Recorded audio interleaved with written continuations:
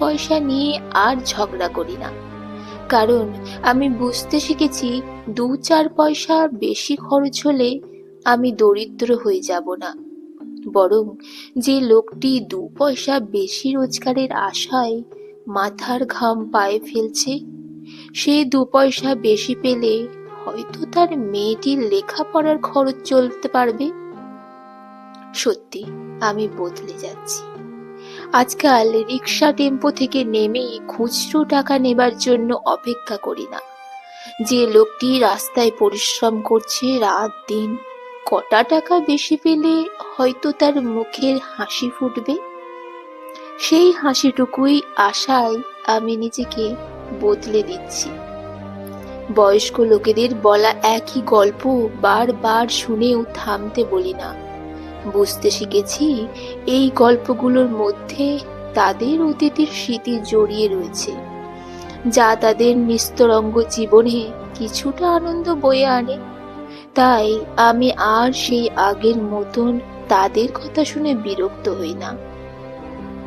লোকের ভুল ত্রুটি দেখে তাকে শুধরে দেবার জন্য আগের মতন আর প্রাণপণ লড়াই শুরু করি না। কারণ আমি বুঝতে শিখে গেছি সারা পৃথিবীর লোকের শোধরানোর দায় আমার নয়, বরং আমার মনের শান্তি আমার কাছে অনেক বেশি দামি। হ্যাঁ, আমি বদলে গেছি। এখন আমি বিনা কারণেই মানুষকে অভিনন্দন জানাই, তাদের প্রশংসা করি। এতে তারা যে আনন্দ পায়, তাদের সেই আনন্দ দিতে পেরে আমি নিজেই আনন্দিত হই। আমাকে কেউ অবজ্ঞা করলে আমি আর আগের মতন অপমানিত হই না, বরং দূরে সরে যাই তাদের থেকে। আমি বুঝি তারা হয়তো আমার মূল্য বুঝতে না পেরে আমায় হেলা করছে, কিন্তু আমি তো জানি আমার কাছে আমি অমূল্য।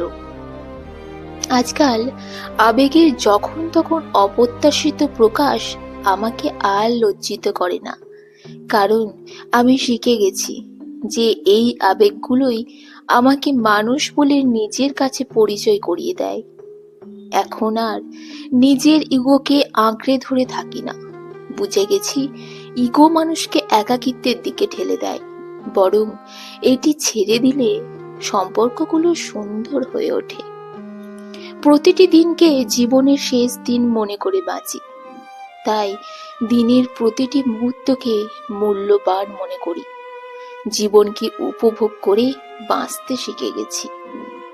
আমি অন্তর থেকে অনুভব করেছি